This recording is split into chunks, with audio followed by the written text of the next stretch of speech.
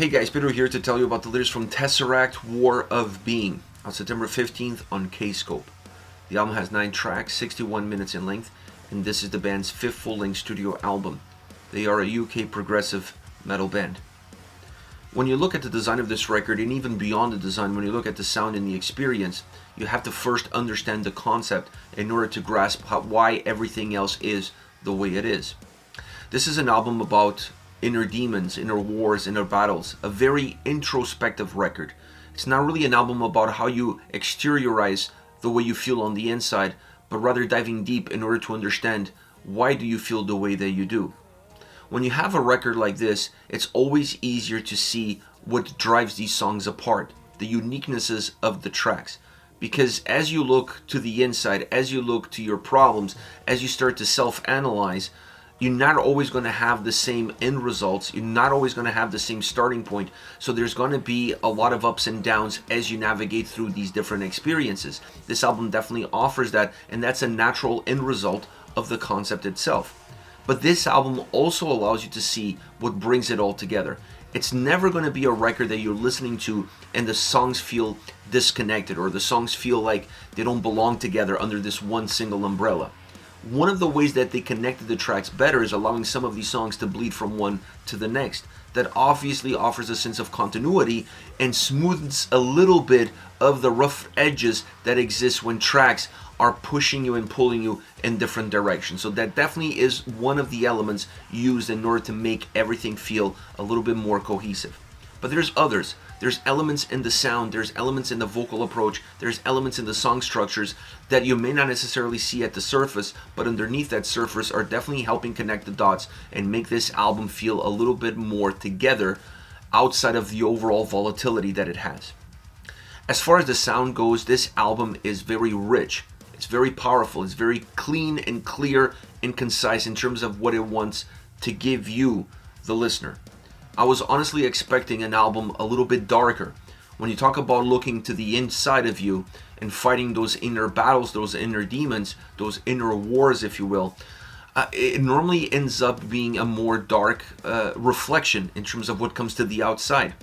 This album, it doesn't really give me that impression.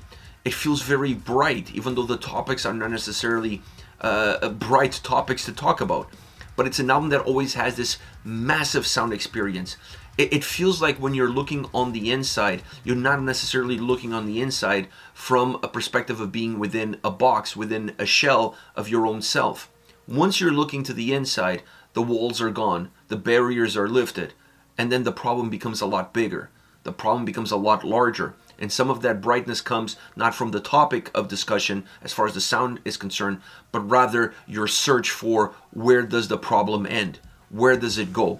So that ability that the sound on this album has to give you a much different perspective of something that perhaps has a dark corner within allows for the experience to be bigger, brighter, almost like a big arena style sounding record. Obviously, the keyboards, the electronic elements, the synths play a huge role in making the sound feel a lot brighter and a lot bigger. But I don't think it's a driving force within this record. It helps the atmosphere, it helps set the tone, and it definitely helps make the overall sound experience feel a little bit more robust, a little bit thicker at times in terms of the texture that it has. But that's about it. It doesn't become the defining factor of the overall sound experience, but it does have an impact in that brightness. Now, as far as the guitars are concerned, this album offers a lot of different elements, but it offers a way in which the guitars can have the TesseracT sound experience and still push the boundaries to go a little bit further. It's not a guitar-centric record. This is not an album that depends just on one piece in order to create a puzzle.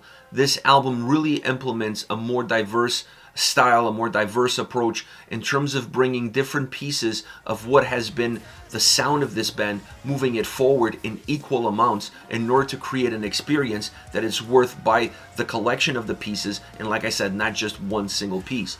But the guitars definitely have a great experience. They definitely add incredible value in terms of the ebbs and flows, in terms of the heaviness of the record. Some, I wouldn't say darker moments, but the thicker moments of the sound that perhaps hide some of that darkness within are defined a lot better by the guitar sound and by the guitar experience.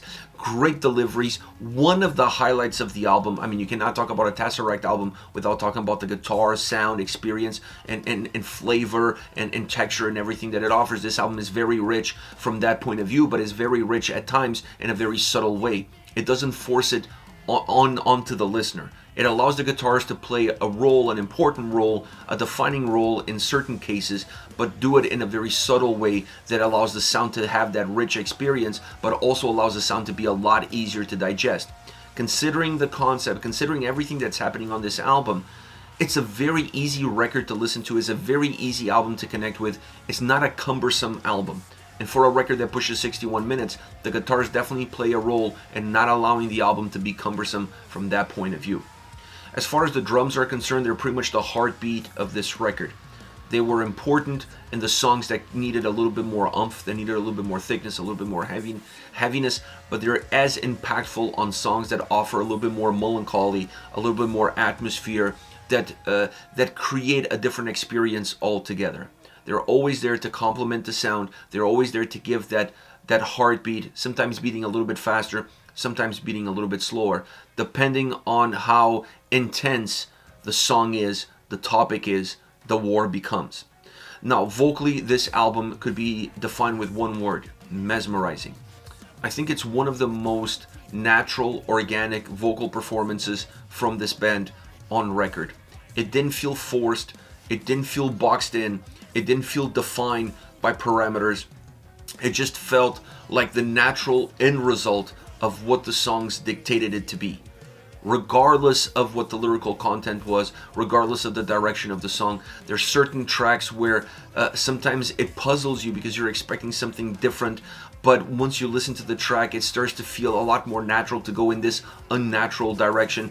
I honestly really enjoyed the layers. I really enjoy the backing vocals. There's a lot of texture into the vocals, into the layers of the vocals that obviously match the overall big essence, big sound, big presence that this record has. Very clear, concise. Even in their heavier moments, they're still very clear and concise in terms of what impact they're trying to give to each and every single song. All around, what can I say about TesseracT War of Being? With great power comes great responsibility, someone once said. And I think this is a band that has had great power in terms of what they've offered their fans. And with that, I think it sets a certain level of responsibility. This album opens a lot of doors for where this band can go. I don't think it shuts any doors behind because the essence of the band is still there, but it definitely allows them to flex their creative muscle in a much different way from what we've seen, and at the same time keeping their DNA intact. That is the best that I can say about an album that is this intricate, this interesting, and this simple at the exact same time. As far as favorite songs are concerned, I want to start off with Natural Disaster. This is the opening track, and I picked this song as one of my favorites because I feel like for an album like this, a concept record, a record that has this sort of a journey, the opening song really defines what that journey is going to be. Let's face the facts, you need to be hooked, you need to be connected with the record, with the experience of going from first to last, right from the get-go. If the album doesn't attract you with that first opening salvo, it's going to be very hard to get into it, and it's going to be very hard to get out of it in terms of squeezing all the juice from this orange. So this opening song I felt was very important, and I thought it was a perfectly delivered track. A track that has aggression, it has heaviness, but it also has some open moments that allow you to feel not the darkness, but the inner struggles of the track itself represented by sound. And I feel like a lot of the emotions on this record, while being represented by vocals and lyrics, the sound really says a lot without having any words in it. And this first track sets the tone for what the rest of the album is going to be from that point of view. It's layered, it's texture. The vocals navigate through this track like they're moving through raindrops without ever getting wet. That's kind of the experience that this track puts together. It's a very multifaceted song. Musically, vocally, there's just a lot coming together in one single track in order to create all of these different pockets of emotions that are quite different from one another, but all of them still belong together. Now, how do you connect this to the next track? Well, you connected by allowing the end of this song to bleed into the start of Echoes. Echoes is the second song on the album. A much different experience. A more controlled, a more concise, still very introspective, but offering a different look into that introspectiveness. Speaking of yourself in order to understand yourself is the way this song comes across. Vocally rich, very dynamic, musically more explosive in the chorus than it is in the verses, a lot more controlled in the verses, but you need that coming from a little bit more of chaos that Natural Disaster offered. So it's a track that has different attributes and it comes together differently, but the segue between them allow the experience to still feel very connected and very cohesive. Now midway through the song it strips down. Vocally, you see the lead coming in forward, you see the vocals taking the front spot, becoming the main protagonist. And then you see the coming back of the aggression, the coming back of the intensity before the track ending with this sonic drain. Musically, atmospherically, the song really ends off in almost a sense of losing track of your thoughts, and the last thought that you had is the one that lingers through all the way to the end. Into an abyss of darkness. That's how the song ends, but that stripped down moment in the middle allows you to extend the track and allows you to reset the song and then have this Jekyll and Hyde almost finish to it that complements the overall experience that was really balanced up until that point to a T. Last but not least, Sirens. The synths really control the overall feel of the song.